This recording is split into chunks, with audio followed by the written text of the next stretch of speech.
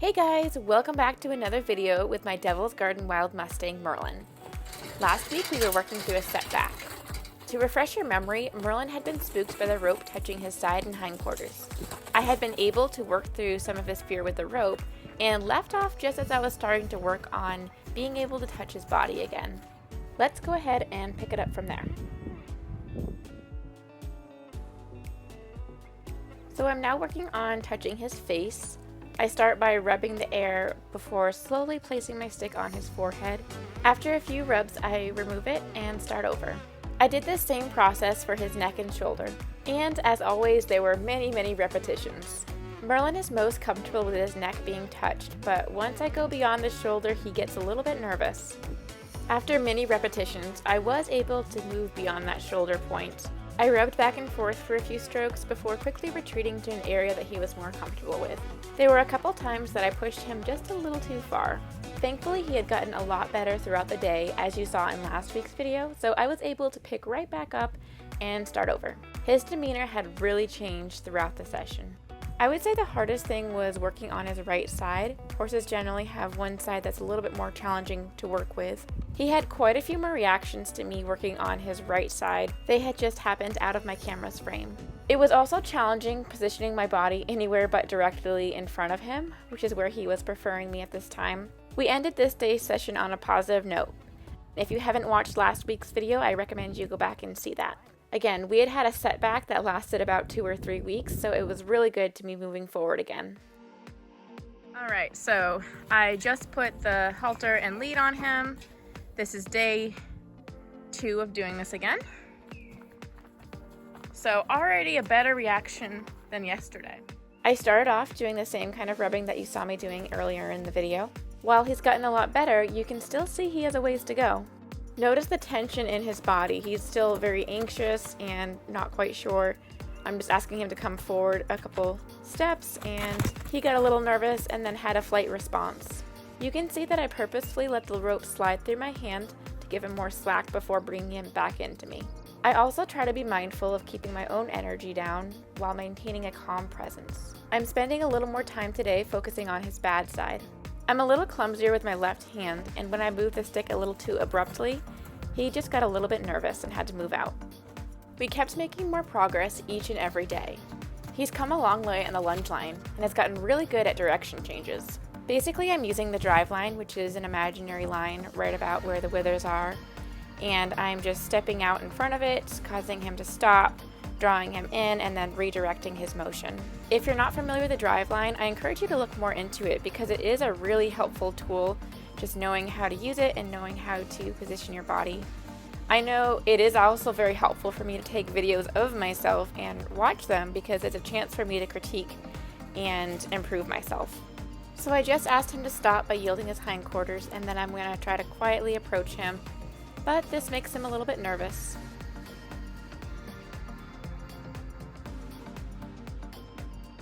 I try to rub the air first and then place my hand on his forehead. I'm trying to eliminate any surprises.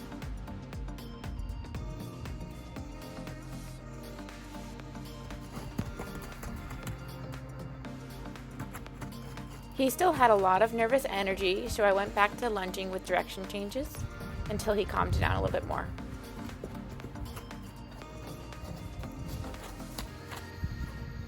I asked him to stop again, and this time I started rubbing the air from a further distance away. We then continued our desensitizing with the stick and also with my hand.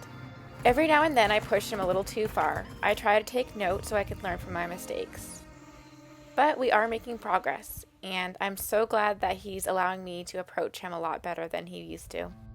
At this point in my training, I was starting to play around with mixing negative reinforcement and positive reinforcement. I've heard different opinions on whether or not you should mix them or how you should mix them, so just note that this is just my experience that I'm sharing. I started my sessions with positive reinforcement before going into negative reinforcement. That's the typical pressure and release style of training. And then I ended my sessions with positive reinforcement. From just my personal observations, this seemed to actually work really well for me. I'd work through the haltering process and adding the lead line, and then also introduce him to my tools. Merlin's been having trouble with this stick touching his back in particular, so I added his back as a target point, and he was able to successfully target that stick. I also used positive reinforcement to focus a little bit more on his bad side, which is the right side of his body. I can't say this for certain, but adding the positive reinforcement at the beginning and end really seemed to enhance my session of negative reinforcement in the middle. Perhaps the improvements that I was seeing would have happened naturally on their own with negative reinforcement, but it really, truly did seem that the positive reinforcement impacted this. I'm trying to remain open-minded as I continue this journey, and right now this seems to work for Merlin, so I'm just going to keep doing it. I've been working on getting him used to me approaching him and petting him, and that's going really well. While practicing this, I also discovered something that Merlin likes, and it wasn't food related. He really loves face rubs.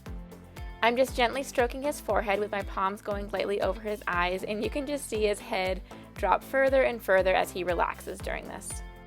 This is again something I did on repeat. I would just walk away and approach him and rub his face. He also loves his muzzle being rubbed right in this little spot here. I'm now able to approach him fairly easily, whether that's with the rope or without the rope, and also have him approach me, using positive reinforcement, of course. Look at my little spectator. Hi, Joey. Joey, you don't have to get up. What's up, little dude? What's up, little dude? Joey. Joey. So we've now worked through his fear of the rope, we've worked on approaches, and now I'm focusing more on touch. I have a variety of tools that I use when working with my horses. Again, these are all my personal preferences. I think I have about 4 or 5 that I use consistently. They all have different firmnesses and lengths, and their strings are all different, and I choose my sticks based on what I'm working on. I believe this is just a typical lunge whip, but it's lightweight and the string is lightweight, so it was really easy for me to slide it back and forth over his neck like you see me doing here. So right here, it was actually a really big milestone for me. I could really see clearly how far he had come, because probably a week prior to this day, he would have gone absolutely nuts over this. So it was really cool to see such obvious progress. I've also been able to touch his back and hindquarter area with much greater success. And look at this, rubbing over his whole body with that stick and string. I was actually really surprised by the lack of reaction when the rope went around his legs for the first time. Now this is his left side, which is his good side. The right side wasn't quite the same.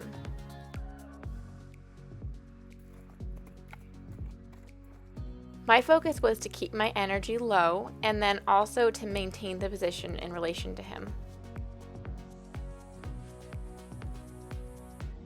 He figured it out pretty quickly, and once he stopped moving and relaxed a little bit, I took away the rope. It's really interesting to me how nothing really beats a horse being ready for something.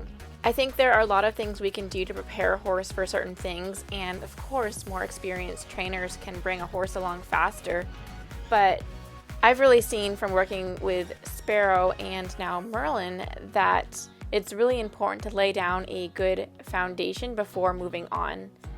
It's kind of hard to explain it to someone who hasn't gone through it, but it's really mind-blowing to me how I can be working on these things now, but Merlin was in no way, shape, or form ready to do these things, say, last week. I think it's really just about finding where the horse is at and what they are ready for, because when they're ready, they learn so much faster than trying to force something along that the horse is not ready for. You're all probably like, well, duh, Britta, of course. And I know it sounds stupid, but it's a really interesting thing to experience. Okay, so back to what's going on. Here we're doing hindquarter yields. So this is all about body language. I really need Merlin to be able to identify my active versus passive body language. I'm really doing a mix of sensitizing and desensitizing exercises. The way I think of it is desensitizing is when my body is passive. So here I might be rubbing him with the stick. I'm asking him to do literally nothing. I'm keeping my energy low. And then when I want him to do something, I will change my body position into an active body position where I'm now sensitizing because I'm asking him to do something. I know this probably looks pretty dumb, but I'm trying to exaggerate a little bit with my body, and I'm just tapping very, very lightly here. As soon as he stepped across with his right hind leg, I gave him that release. And then I went back to rubbing him, and I rub him all the time. That's the desensitizing. I'm always rubbing him. I don't want him to see the stick and think the stick means go or do something. I want him to focus on my body language rather to tell him to do something. The stick is neutral because it can be used to desensitize or sensitize depending on my body language. Woo! Hopefully that makes sense. I've had a bit too much coffee today. Okay, a couple of precautionary things that I'm doing that I do just want to mention. First, I'm keeping a fairly small amount of slack in the rope, and I'm tilting his head towards me. When his head is tilted towards me, his hindquarters will be tilted slightly away from me, and there's less of a chance that his hindquarters may whip around and strike me. I also have my hand with the rope slightly up, which will move to block him if he was to ever reach out towards me to bite me. Now, I do want to note that this horse has not shown any sign of aggression. These are just precautions because he is still a wild horse.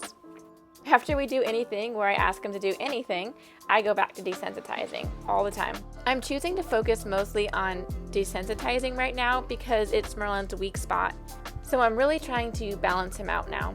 I have to say, I'm really excited about where he's at now because now I'm approaching territory that I'm a little bit more comfortable in with the groundwork. I actually love doing groundwork and teaching groundwork exercises. Nothing too fancy, but it's something that I'm a little bit more comfortable in, and he's starting to reach the point where I can start doing that. Once again, thank you so much for watching. I really truly appreciate all the kind comments or messages that you send encouraging me on this journey. Thanks, guys.